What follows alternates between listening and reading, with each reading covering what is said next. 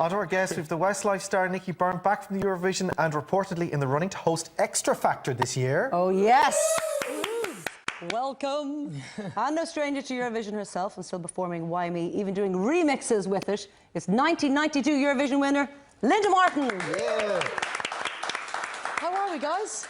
Good. Yeah, we're having a good chat backstage, weren't we, Linda? We were sharing You guys know each other in Eurovision real stories, life. both very different. Yeah, we've Yes. rearranged the Eurovision Song Contest. Good. We have it Yes. sorted for next year. Well, We're we in need good to hands. talk about that. Nicky, first of all, welcome home. Thank you. Good to be back. How are you doing? I'm doing great. Yeah, back on the radio with Jenny. It's all going well. But no, it was a great trip. Like, I've absolutely no regrets. I mean, you know, you're honoured to fly the flag. It's the biggest show in the world. You know, it really is. Like, you look, Justin Timberlake's on it. You know, on the obviously in the halftime interval act. Because the audience is there, it's 200, 300 million plus, you know, and so to be given that opportunity to go and represent Ireland was massive. I mean, you know, who gets that chance? I know, it is kind of a once-off, isn't it? But speaking of massive worldwide shows, is it true that you might be hosting the Extra Factor?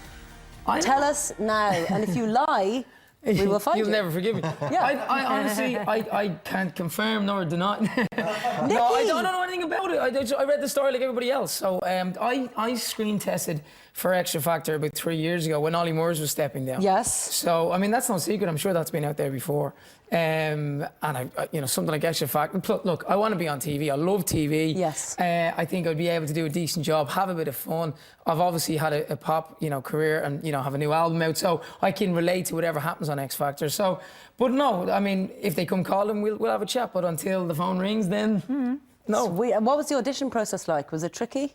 Well, this was 3 years ago, you're talking. Yeah, well, no, it wasn't. It was more of a meeting than anything else. I mean, the guys there had seen, you know, my show reel at that time, and I knew them from the Westlife years, you know, and I knew that from Psycho, and you know, we were signed to Simon for years. So the people I was meeting, I'd been on X Factor plenty of times. So, but it wasn't to be then. So, you know, we'll So you're saying maybe? We'll take maybe. I Take don't know. maybe. We'll take maybe. Probably a yes. I heard maybe. I heard probably a yes. I heard maybe. I can't confirm nor deny. Oh! Now, how's Miss Jenny Green? She is fantabulous. Yeah, She must have missed you.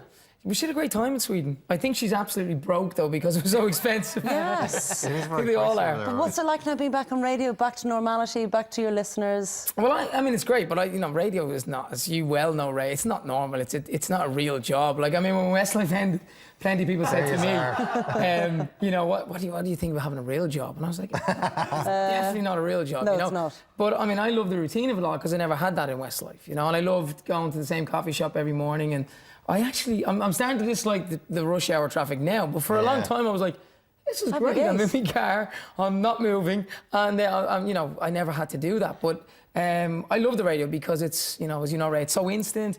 And you know, you get to meet. We've had Kevin Hart on the show. We've had Noel Gallagher's been in. I know. We've had some superstars, so it's been brilliant.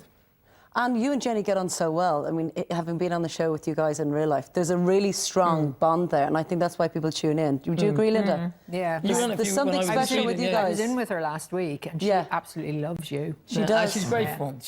I mean, I suppose as a dance DJ, she probably didn't have very many Westlife songs in her collection.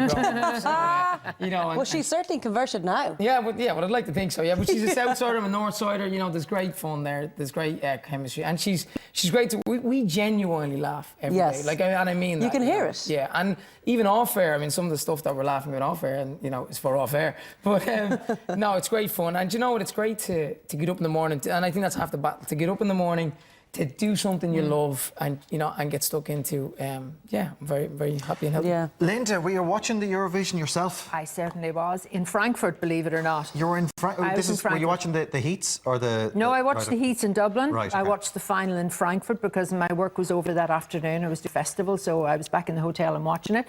And my fingers crossed and enjoying it. And before you ask me, I hated that winning song. Yeah. Yeah, I agree. Oh, I agree. Was Who it the just- hell voted for that? Isn't there a rule, though, that it's not supposed to be political? But there was an Correct. argument that it is, that this one was political for the it was Ukraine. political, Yeah. of course Such it a was. bizarre choice, Yes. wasn't it, for the winner? So, I mean, I got her emotion. I just didn't get a melody out of that song. And on Thursday night, I was watching the second semi-final, and I did struggle to find 7 songs that I would have put through into the Saturday night. And Nicky was one of them. I mean, that's genuine. So if you're going to say what happened, I haven't a clue what happened. But the winning song, Do you think Yeah, here it is it's now. stacked against us at this stage? I was laughing at Nicky earlier on because I wasn't laughing at you. I was smelling Nicky earlier on. He's the most delicious smell. But I was I know, making the point. I know. It's not me, actually. It's an aftershave. Anybody can smell like that. But I was making the point that, and you've said it yourself, that you were gutted by what happened at Eurovision. But the fact is it not, Linda, stacked against us at this stage? Is it not just the case? We're just going to have to do something and come out of that stack that is against us. It's as simple as that. But I was having this conversation with Nicky earlier, and in my day, it was a long time ago, all right, but we had the apprenticeship serving, if you like, with cabarets, discos, ballrooms, variety in TV and in theatre. And these days, where do young kids come out? Where do they get their experience, and where can they be seen and heard?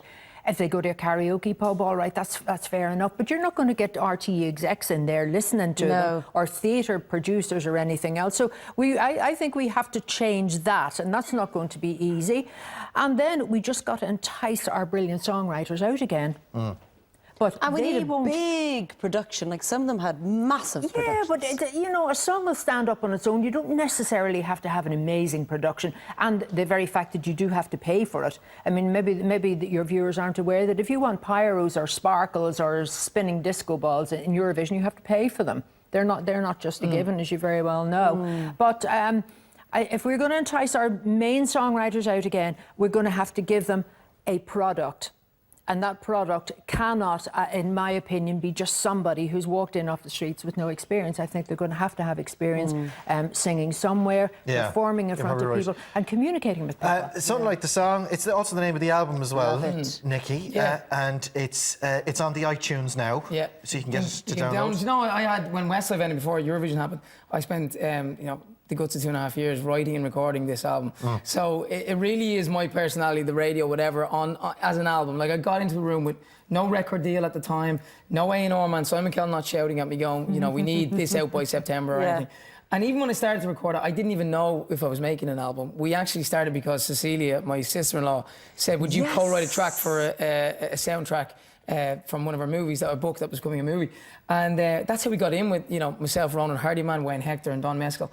And it took off from there. And then, that was 2.5 years ago, and then coming with, I always knew I'd release it this year, so it's out now. But that's how Eurovision happened, because I delivered the votes, I've loved Eurovision, and I honestly felt that we could bring something to Eurovision for Ireland, because it's been abysmal. Everyone hates when we don't qualify. Yeah. And I really thought that we could give it a good shot, get us back to the final, and that, to me, I think after that was a bonus.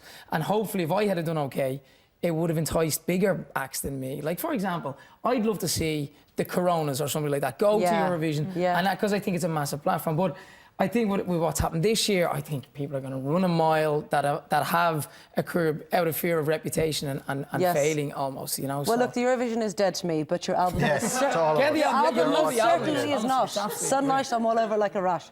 Now let's check.